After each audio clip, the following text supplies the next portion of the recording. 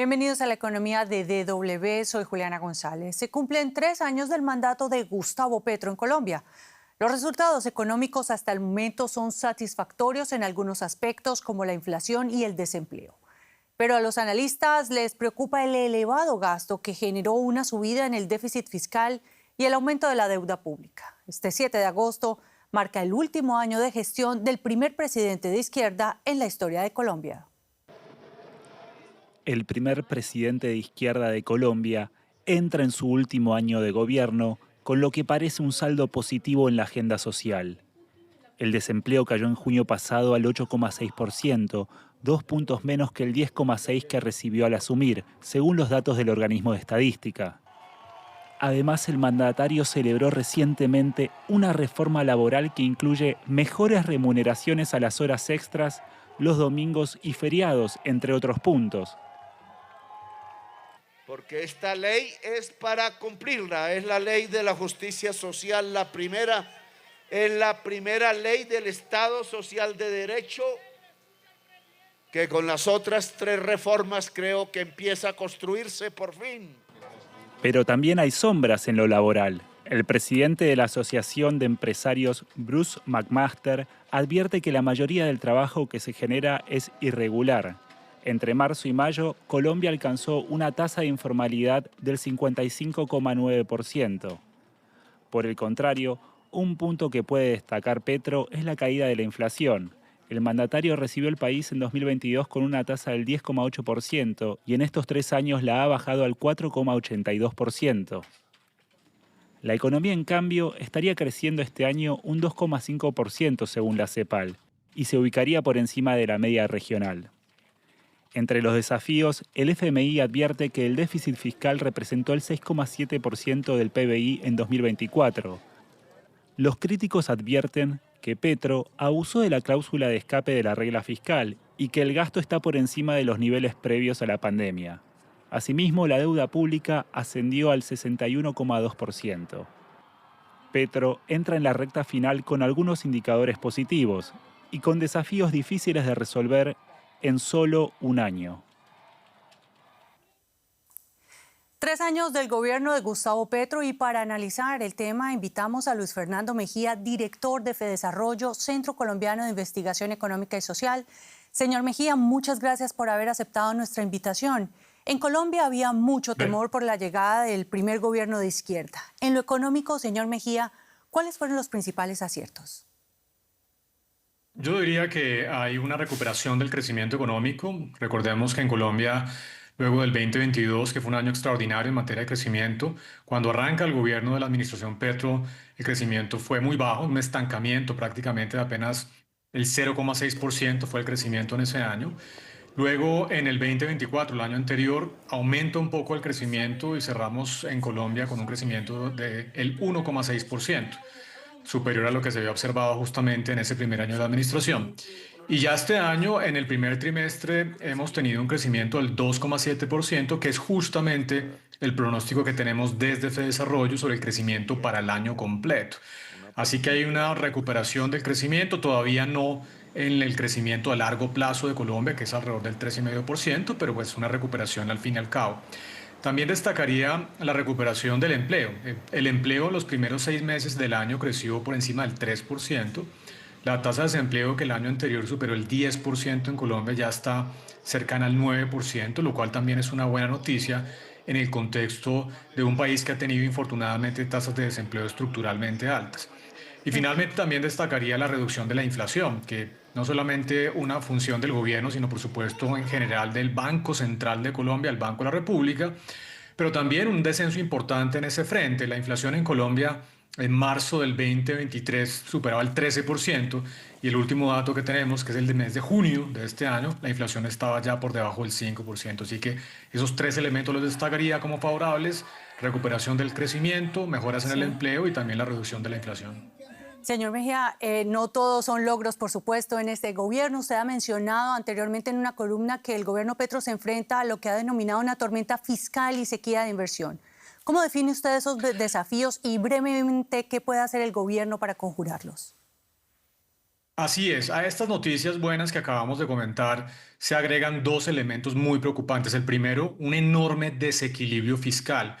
Colombia este año tendrá un déficit superior al 7% del Producto Interno Bruto, el tamaño de la economía, que será el segundo más alto en 120 años de historia, en el contexto de una situación normal. No hay una crisis local o internacional que justifique que Colombia tenga un déficit tan alto. Hace apenas un mes, Colombia sufrió también la reducción en la calificación de su deuda soberana por parte de Standard Poor's y de Moody's, y eso refleja también un aumento en el costo del financiamiento para la nación. ¿Qué hay que hacer? Un presupuesto austero para el próximo año que sea consecuente con una voluntad política por parte del gobierno para reducir ese tamaño del presupuesto que es lo que está planteando actualmente es infinanciable.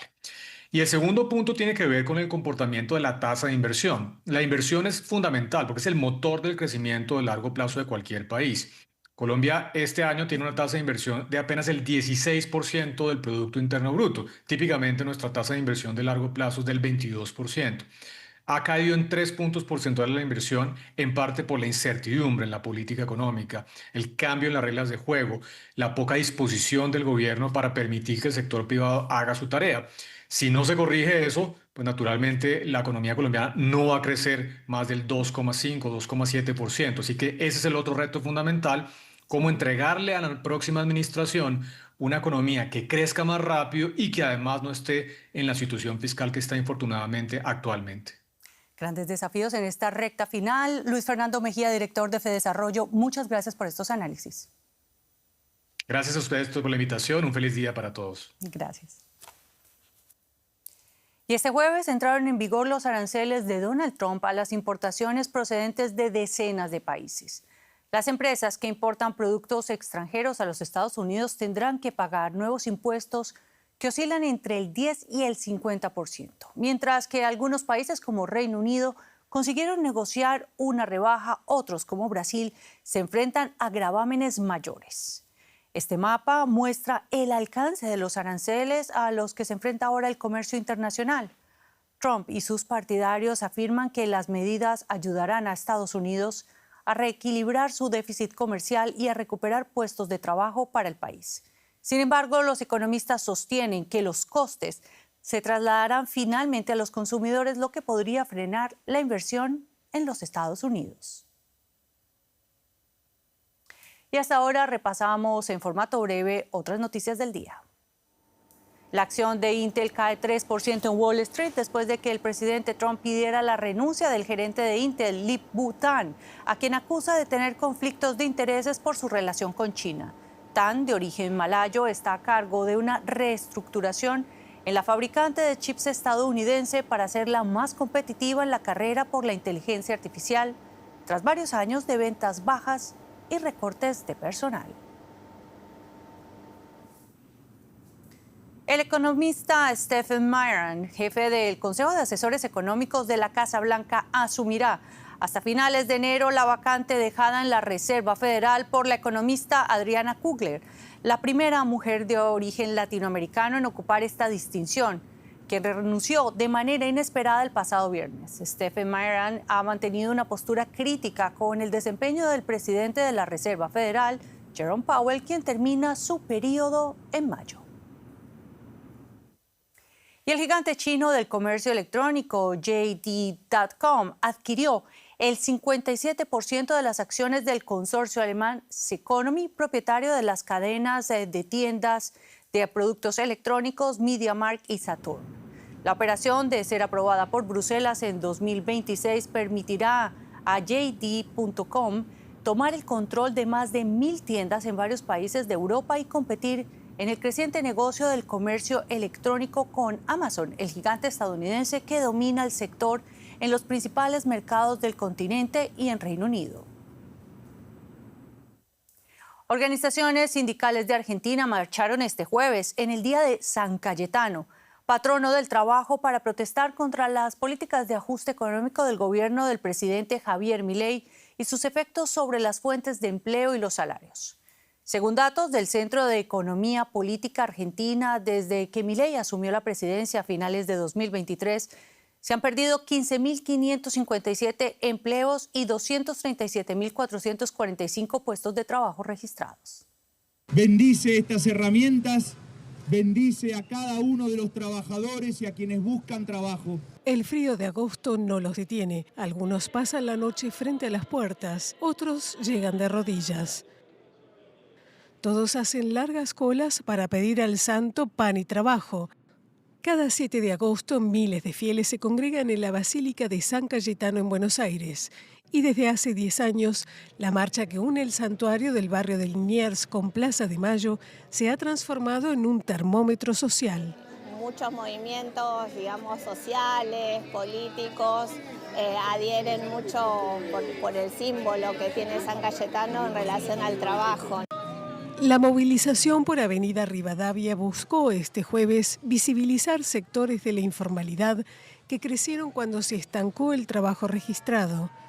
En medio del ajuste libertario y en la semana del veto de Milei al aumento de los saberes y la emergencia en discapacidad, el Día de San Cayetano es un espejo de cómo está la calle. San Cayetano en la Argentina es el santo que se vincula con el trabajo y los pedidos de trabajo.